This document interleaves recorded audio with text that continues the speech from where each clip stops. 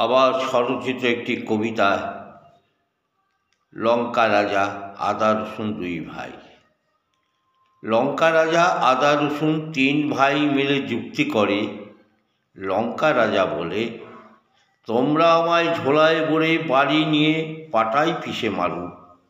গিন্নিরা সব দেখবে এবার কেমন বেড়েছে ঝাল। আদা বলে ওঠে, ঠিক বলেছিস ভাই। রসুন বলে, আছি আমি তোদের সাথে।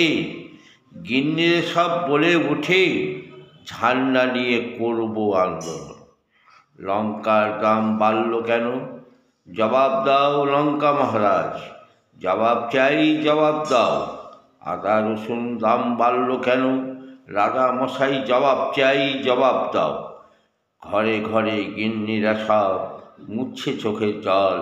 লঙ্কা আদা রসুন বলে ওঠে, দেখ এবার কেমন লাগে ঝাল। নমস্কার।